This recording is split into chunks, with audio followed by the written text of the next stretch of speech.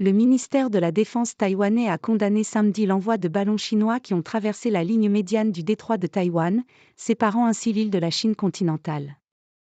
Le ministère taïwanais de la Défense a condamné samedi 6 janvier Pékin pour l'envoi de ballons au-dessus de la ligne médiane qui sépare l'île autonome de la Chine continentale, qu'il a décrit comme une « menace sérieuse » pour les liaisons aériennes et une forme de harcèlement. La Chine, qui considère Taïwan comme partie intégrante de son territoire, s'est juré de ramener l'île un jour dans son giron, en recourant à la force si nécessaire. Pékin a intensifié ces dernières années sa pression militaire et politique en envoyant un nombre sans précédent d'avions de combat et de navires de guerre autour de l'île. Harcèlement de type zone grise.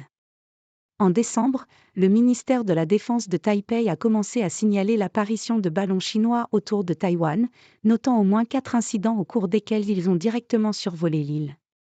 En raison de leur récente trajectoire, les ballons constituent une menace sérieuse pour la sécurité de nombreuses liaisons aériennes internationales, a déclaré le ministère de la Défense, dans un communiqué condamnant le « mépris de la Chine à l'égard de la sécurité aérienne ».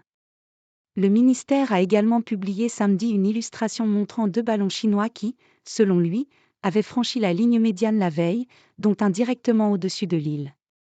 Le principal objectif de la récente détection de ballons est un harcèlement de type zone grise, dans le but d'utiliser la guerre cognitive pour affecter le moral de notre peuple, ajoute le communiqué. Les tactiques de la zone grise font référence aux actions agressives déployées par un État qui s'abstient d'une guerre ouverte. De nombreux experts estiment que c'est ce que fait Chine à Taïwan avec sa démonstration de force militaire quasi quotidienne autour de l'île. Nous appelons à la fin immédiate de cette pratique pour garantir la sécurité des vols dans la région, a écrit le ministère.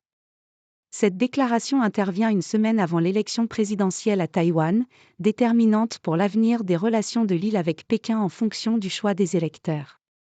Depuis l'élection de la présidente taïwanaise Tsai Ing-wen en 2016, la Chine a rompu toute communication de haut niveau avec son gouvernement, car elle ne reconnaît pas la souveraineté de Pékin sur l'île. Avec AFP.